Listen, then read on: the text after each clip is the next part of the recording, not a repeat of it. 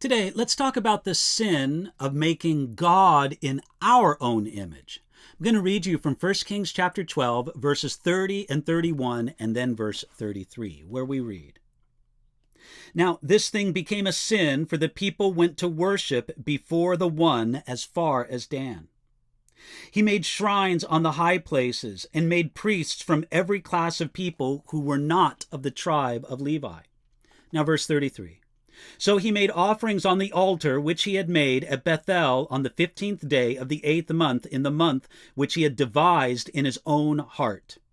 And he ordained a feast for the children of Israel and offered sacrifices on the altar and burned incense." After the days of King Solomon, the 12 tribes of Israel divided into two kingdoms. The first leader of the northern kingdom was a man named Jeroboam, one of the more interesting and tragic figures of Israel's history. Jeroboam was anointed and called by God, but very quickly became more interested in holding on to power than in honoring the God who gave it to him. When Jeroboam led the 10 northern tribes in the rebellion, he wanted to break every tie with the southern kingdom of Judah. However, the city of Jerusalem was in Judah, and it was to that place that all the children of Israel were commanded to bring their sacrifices. Afraid to allow his people to visit Jerusalem and Judah, Jeroboam set up his own altars in the cities of Dan and Bethel. The Bible simply tells us, now this thing became a sin. It was a sin when Jeroboam suggested it, but it was even more of a sin when the people followed it. The people were so attracted to the religion of Jeroboam that they went as far as Dan, that's in the far north of Israel, to worship at the shrine of the golden calf there. Today, you can visit Israel and the site of ancient Dan and see exactly where the altar and the golden calf stood. Jeroboam went even further. He made shrines on the high places. He made more places of worship than just the main centers at Bethel and Dan. These high places were even more convenient for the people. Then he abolished the priesthood that God commanded. He made priests from every class of people who were not of the sons of Levi. Jeroboam rejected the commandments of God regarding the priesthood of Israel, and he established a priesthood of his own liking.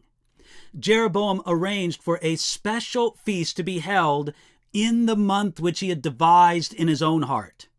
You know, this is a good summary of Jeroboam's religion. It was devised in his own heart.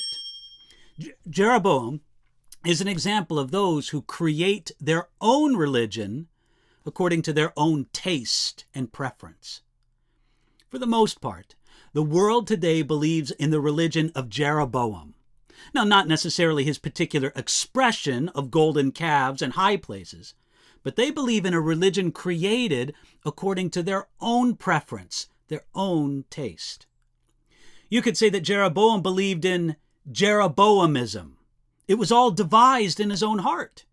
He was his own priest and created his own theology. Basically, he created a God in his own image. The tendency to do the same is in us all. But fortunately, God has revealed to us what he's like. He tells us in the Bible. We come to realize that my opinion about God isn't any better or any worse than that of anyone else. But what God says about himself in the Bible reveals to us the God who is really there, not just the figment of my imagination or the creation of my own heart. It is up to each of us to carefully examine our own idea of God and ask, did I make this myself? Or does God himself tell me this in the Bible? At the end of it all the gods that we make in our own image are illusions. The God of the Bible is the one who is really there. He is there. And he is not silent, and he is the one who can rescue and help us. Understand and receive the God revealed to us in the Bible, and you can understand and receive that today.